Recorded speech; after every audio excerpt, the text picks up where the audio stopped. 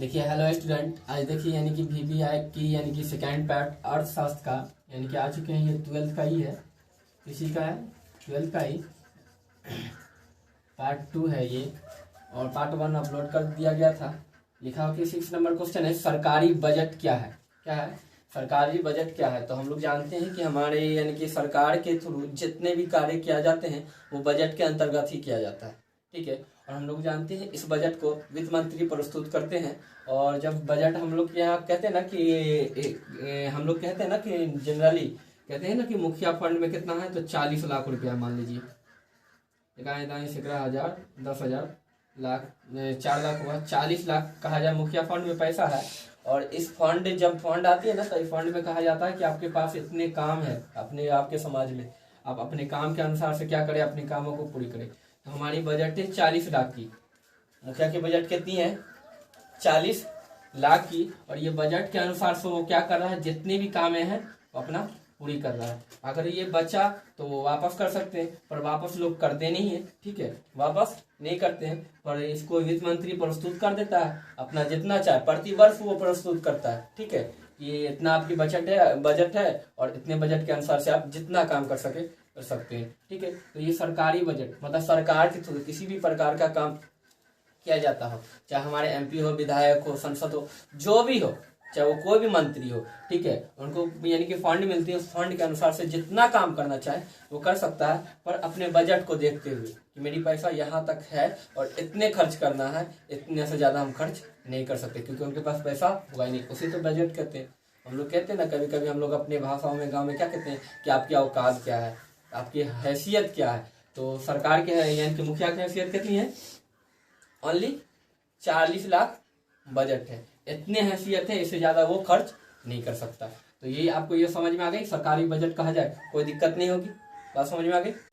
दूसरी क्वेश्चन है, क्या है कि साधन के प्रतिफल तथा पैमाने के प्रतिफल में अंतर बताएं। अब साधन के प्रतिफल तथा पैमाने के प्रतिफल, अब यहाँ के हम लोग जाने कि साधन क्या है, तो हम लोग जानते हैं कि साधन के प्रतिफल, तो हम लोग जानते हैं ये दोनों उत्पादन से संबंधित है। किससे संबंधित है? सुनाई दे रही है? ठीक, बोलो। ठीक है, लिखा हो ना कि ये दोनों किससे संबंधित है? उत्पादन से। अब उत्पादन के समय हम लोग पहला साधन लिख लेंगे, साधन प्रतिफल लिख लेंगे। उत्पादन के समय हमें जिन जिन चीजों की आवश्यकता पड़ती है वो साधन का प्रयोग हम लोग करते हैं। तो हम लोग कहेंगे कि उत्पादन सीमित रहता है, पर साधन क्या होता है? परिवर्तनशील होता है। उत्पादन क्या रहता है? सीमित रहता है। कहते हैं ना हम लोग की खेती में उत्पादन उत्पादन क्या रहता है? वो सीमित रहता है, और साधन क्या होता है? वो परिवर्तनशील होता है। अब कैसे होता है तो हम लोग जान ले कि मान लीजिए कि आप मान लीजिए कि खेत है। ठीक है, ये क्या है? एक खेत है, और खेत हमारा क्या है? स्थित है, हल वाला। अब क्या होता है कि अगर इसमें हल चलानी है तो हम लोग क्या करेंगे कि आज क्या किए, इससे जोतवा लिए। मजदूर लगवानी है तो क्या किया कि आज ये मजदूर काम किया, अगला दिन दूसरा मजदूर कर लेगा, तीसरा दिन वो मजदूर कर लेगा, चौथा दिन ये मजदूर कर लेंगे। तो ये क्या हो रहा है? परिवर्तनशील हो रहा है ना, परिवर्तन कर रहा है ना। साधन, मजदूर क्या है खेत के लिए? साधन। तो वो क्या हो रहे हैं कि साधन परिवर्तन। तो जैसे ये खेत है ना, तो इसमें क्या होता है कि क्या हो रहा था, यानी कि ये परिवर्तनशील हो रहा था। कौन? मजदूर। अब यहाँ पे बताए जाते हैं कि आज हम लोग ये देख ले कि ये साधन की बात समझ में आ गई, पहली पॉइंट। अब दूसरी ये क्या है कि पैमाने प्रतिफल। पैमाना मतलब कि आप कर रहे हैं तो किस पैमाने पे खेती कर रहे हैं। तो अब जैसे हम लोग क्या होते हैं कि हम लोग अगर उद्योग लगाने जाए ना, तो हमें सब चीजों की जरूरत पड़ेगी, जमीन की जरूरत पड़ेगी, मजदूर की जरूरत पड़ेगी, हर एक चीज यहाँ पे कहा जाए तो यानी क्या होंगे? परिवर्तनशील होगा। इसमें कहा जाता है कि उत्पादन स्थित रहेंगे, क्या होंगे? साधन प्रतिशील रहेगा। उत्पादन स्थित रहेगा पर साधन प्रतिशील रहेगा। पर इसमें क्या होता है कि उत्पादन यानी कि उत्पादन में कहा जाए इनमें सब कुछ प्रतिशील रहता है, परिवर्तनशील होता है। क्या होता है? परिवर्तनशील होता है। ये बात समझ में आ रही है? ये परिवर्तनशील हर एक चीज कहा जाए इसमें परिवर्तनशील होता है। इसमें क्या होते हैं? उत्पादन स्थिर रहता है। इसमें यानी कि एक तरीके से यह कहा जाए कि अगर किसी भी प्रकार का परिवर्तन है ना, अगर साधन में किया जाए तो कर सकते हैं। हम लोग कहते हैं ना कि आज हम हल जोते, ठीक है, अगला दिन क्या होंगे कि हम आज गेहूं की जगह पे मकई छीटेंगे। अब मकई अगर छीटेंगे तो क्या होंगे? खेत क्या है? उत्पादन की जो जगह है वो क्या है? स्थिर है या चल रहा है? स्थिर है ना, ये स्थिर है। पर अब बताए जाते हैं कि इसमें गेहूं छीटे तो ये परिवर्तनशील हो गया, परिवर्तन कर गया ना। हम पहले गेहूं छींटे थे, आज मक्का बाग कर रहे हैं। तो ये क्या हो रहा है, परिवर्तनशील हो रहा है। पर पैमाने में क्या होता है कि आप किस पैमाने पे हैं। कहते हैं ना कि आज हम लोग क्या थे, हवलदार थे, आज इंस्पेक्टर बन गए। तो किस पैमाने पे हम लोग कहते हैं, डायरेक्ट पूछता कि आप किस पैमाने पे, तो आज क्या थे, हवलदार थे, आज इंस्पेक्टर बन गए। तो पैमाने मतलब परिवर्तन हो रहा है, और टोटल परिवर्तन हो रहा है। मेरा वर्दी से लेकर कहा जाना कि रंग रूप टोटल चेंज हो गया। रंग रूप कहने का मतलब कि जो कार्य का तौर तरीका था, ये सब क्या हो गया, चेंज हो गया। मतलब कहा जाए कि पैमाने पे सब कुछ परिवर्तनशील होगा, पर साधन में कहा जाए तो जो यानी कि उत्पादन रहेगा वो स्थिर रहेगा, बाकी सब क्या होगा, साधन परिवर्तनशील रहेगा। कोई दिक्कत नहीं आता, लिख लीजिएगा, कोई दिक्कत ना।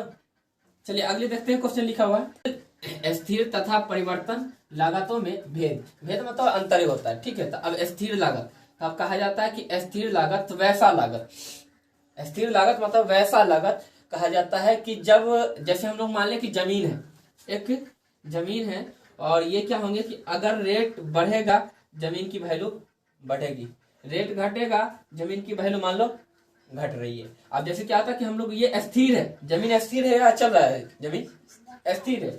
अब यहाँ पे यही कहा जाए, किसी जैसे अगर प्याज की दाम है, ठीक है, प्याज लिए तो प्याज एक स्थिर है। अब कहा जाए कि प्याज की दाम बढ़ेगा तो क्या होंगे, उसकी वैल्यू बढ़ेगी। अगर प्याज की दाम कम होगा तो उसकी वैल्यू कम होगी, कोई दिक्कत नहीं आता। अब यहाँ पे लिखा कि परिवर्तित लागत, क्या लिखी है, परिवर्तित लागत। अब यहाँ पे क्या होता है कि अब किसी भी प्रकार में जब पैसे हम लगाएंगे तो लागत होगी। पैसे अगर किसी भी चीज में अगर लगा रहे हैं, मान लीजिए कि हम किसी भी प्रकार का कहा जाना कि कोई सामान खरीदे, ठीक है, इसमें लगाएं, ये क्या हो गया, पैसे लग गए। अब जितना लगाएंगे, जैसे किराना दुकान हो गया, किराना दुकान में हम जितना लगाएंगे उतना कमाएंगे, जितना लागत लगाएंगे, ये परिवर्तनशील लागत है। मतलब लगाएंगे जितना वो परिवर्तन होते रहेगा, होगा या नहीं। दुकान में क्या होती है, कोई भी सामान अगर दुकानदार के पास अगर दुकान में अगर सामान लाता है तो वो क्या करता है, मतलब अपने पैसा को लगाता है, और लगाने के बाद क्या करता है, वो जितना वृद्धि होगा, यानी कि जितना पैसा लगाएंगे उतना वृद्धि होगा। अगर वो शून्य पैसा लगाता है उसके पास, अगर वो जीरो लगाता है तो उसके पास क्या आएंगे, जीरो आएंगे या नहीं आएंगे।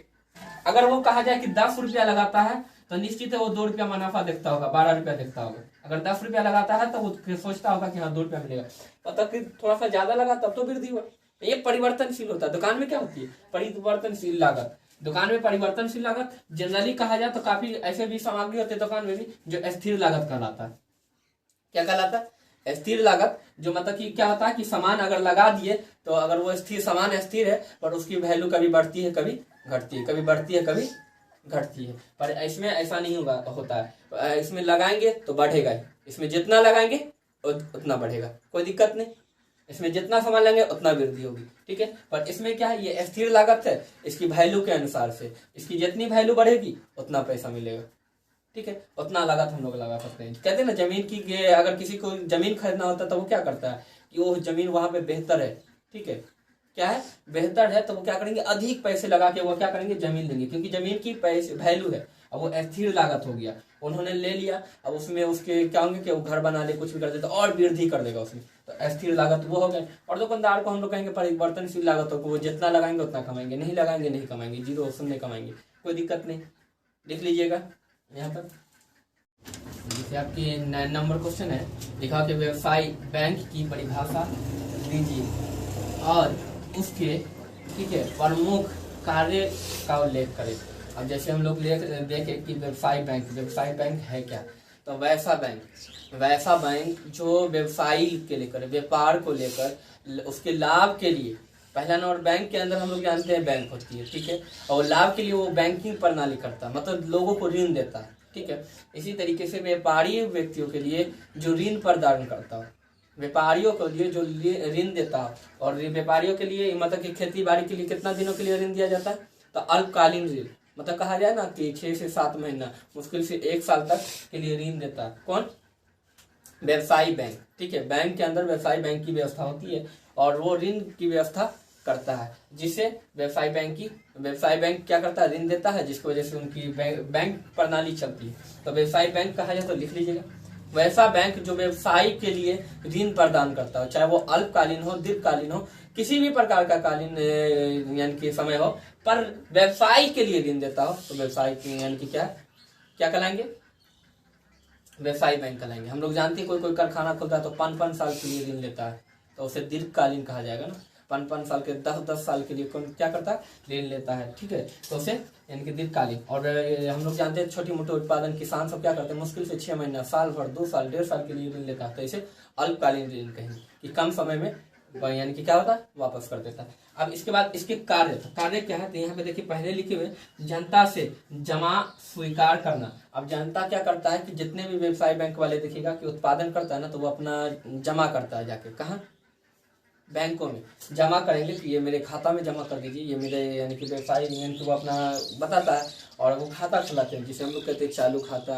यानी कि जैसे हम लोग कहते हैं ना कि सेविंग, क्रेडिट, डेबिट, तो ये सब खाता यानी कि खुला कर वो क्या करते हैं, अपना जमा कर देते हैं। एक चालू होता है मतलब जल्दी जल्दी यानी कि क्या हो, जमा किया फिर अगला दिन निकाल लिया, फिर जमा किया अगला दिन निकाल लिया, ठीक है। और सेविंग होता है कि हम रख दिए फिर 6 महीना के बाद निकालेंगे।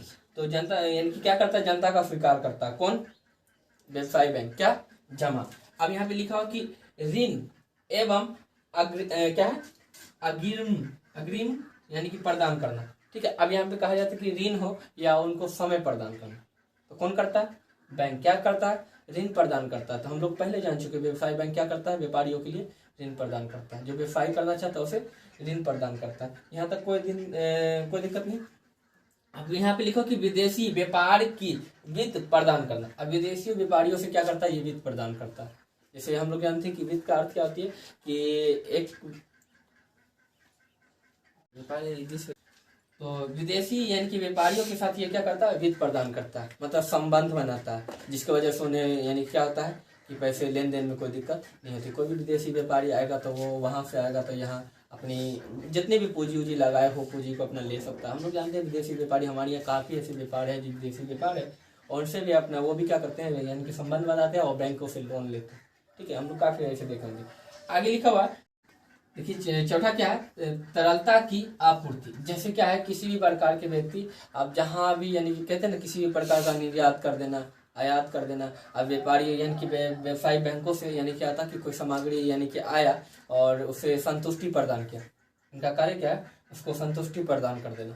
तो ये तरलता की आपूर्ति का अर्थ ये होता है। और जैसे अब लिखा कि सामान्य उपयोग सेवा प्रदान करना। अब सामान्य उपयोग सेवा प्रदान करना व्यवसायी बैंक का ही काम है। अब कैसे होता है, तो इस बैंकों में जैसे देखिएगा कि हमारे यहाँ अब देखिएगा कि अब बीज की जरूरत है ना, तो यहाँ तक है कि आप व्यवसायी बैंक बीज भी आवश्यकता प्रदान करता है। अगर कोई हमारे कारखाना कोई खोला और कारखाने में कहा जाए ना कि कोई सामग्री की जरूरत है, तो वो क्या करता है, व्यवसायी बैंक सामग्री की जरूरत करता है। हम लोग जानते हैं कि आजकल हम लोग क्या समूह चल गई है कि नहीं, तो कहते हैं कि आपको किस चीज की जरूरत है, तो लोग कहते हैं ना कि गाड़ी की जरूरत है, तब कहते हैं चलो गाड़ी भी हम क्या है उसी समूह से ये फाइनेंस करवा दे, कहते हैं ना। तो व्यवसायी बैंक भी वो काम कर सकता है। आपको कहते हैं ना टेलर की जरूरत है, हम लोग टेलर से क्या करते हैं, खेती करते हैं ना, तो आप उन चीजों की जरूरत है, तो कहते हैं ना सामान्य उपयोगी यानी कि सेवाओं का प्रदान करना। तो वो सेवा है यानी कि उपयोगी सेवा है, तो टेलर भी वो क्या कर सकता है, व्यवसाय बैंक खरीद के उसको दे सकता है। यहाँ तक कोई दिक्कत नहीं, ये भी समझ में आ गया। देखिए आपका 10वां नंबर क्वेश्चन है, क्या है, देखा कि व्यापार संतुलन एवं भुगतान संतुलन की अवधारणा को स्पष्ट करते हुए। अवधारणा था हम लोग यह जाने कि व्यापार संतुलन क्या है, तो वैसा संतुलन जैसे क्या होता है कि हम लोग जानते हैं कि व्यापार होती कैसे, तो निर्यात आयात को ही व्यापार कहते हैं। एक वस्तु को दूसरे जगह, एक वस्तु हम लोग बेच के आए और कितना होता है कि दूसरे वस्तु फिर उस जगह पे कोई बेच के चलाता है। तो हम लोग व्यापार संतुलन का अर्थ मतलब कहने का ये अर्थ हुआ कि हम जैसे विदेशों से व्यापार करते हैं ना, तो कैसे करते हैं, तो एक बड़ा वस्तु हम लोग ज्यादा से ज्यादा क्या करते हैं, बेच के आते हैं, और वो कम से कम चीज वो क्या होता है, हमारे देश में बेच के जाता है। तो इसे व्यापार कहते हैं, क्या कहते हैं, व्यापार संतुलन। मतलब वो अपने माध्यम से जितना चाहे बेच ले। संतुलन को एकदम ब्रेक ऐसे कर दीजिए ना, संतुष्ट, क्या कहते हैं, संतुष्टि, मतलब उसे संतुष्टि मिल गई। किसको, तो व्यापारी जो करने आया वो थोड़ा सा ही बेच के संतुष्टि पा लिया, यहाँ वाला व्यक्ति ज्यादा बेच के संतुष्टि पा लिया। तो निर्यात आयात की विधि को ही व्यापार संतुलन कहते हैं। क्या कहते हैं, व्यापार संतुलन। एवं कहा जाता है कि भुगतान संतुलन की अवधारणा। तो हम लोग जानते हैं कि जब हमारे यहाँ व्यापार किया जाता है, तो हम लोग किसी भी पहले बंदरगाह के मतलब की जहाजों से, मतलब बने जहाज से होती थी, तो एक व्यापारी संस्था कहा जाता था। तो मतलब कि नदी के बीच हो गया या समुद्र के यानी कि तट हो गए, उन जगह पे व्यापार होते थे, उसे बंदरगाह कहा जाता था। तो उस समय क्या होता था कि लोग क्या करते थे कि अपने आवश्यकता के अनुसार से सामान को लेके आते थे और लाने के बाद यहाँ पे क्या होते थे कि दे देते थे, और देने के बाद जो भी पैसा होता, जो भी सामग्री होता था यानी कि उनका भुगतान करते थे, और भुगतान संतुलन। और हम लोग वहां जाते थे, जैसे हमारे यहाँ की सरकार क्या है, कहा जाए कि ज्यादा टैक्स ले रहे, दूसरे यहाँ क्या होंगे कम टैक्स ले रहेंगे, तीसरे क्या होंगे और ज्यादा टैक्स ले रहे होंगे। पर अपनी सामान बेचने के लिए हम अपने भुगतान को भुगतान करते हैं ना, कि हमारी सामान बेचनी है तो हमें भुगतान देनी पड़ेगी, टैक्स देनी पड़ेगी। इसके बाद हम लोग क्या होंगे कि अपने सामान के अनुसार से क्या होंगे पैसे ले लेंगे। अब यहाँ पे भी क्या है कि जैसे हम लोग क्या कोई व्यापार करना है तो हम उसको भुगतान करते हैं उसकी कीमत के अनुसार से। अब ये ऐसा तो नहीं है कि यहाँ पे ये तो नहीं बताया गया ना कि आप एगो सामान यानी कि आप इतना बेच के आए हम इतना बेचेंगे, ऐसा तो नहीं है, ऐसा बिल्कुल नहीं है। आपको संतुष्टि थोड़ा, आपको बेचने में थोड़ा सा संतुष्टि मिली, हमको ज्यादा बेचने में मिली। आपसे हमारा सामान की कीमत इतना थी, आपने इतना भुगतान किया, ठीक है। और आपके सामान की कीमत थोड़ा बड़ा है सामान पर कम है, इसलिए हमने इतना भुगतान किया। पर संतुष्टि दोनों को है, तो व्यापार संतुलन या भुगतान संतुलन कहा जाए तो लिख सकते हैं ना, कोई दिक्कत नहीं। समझ में आ गई।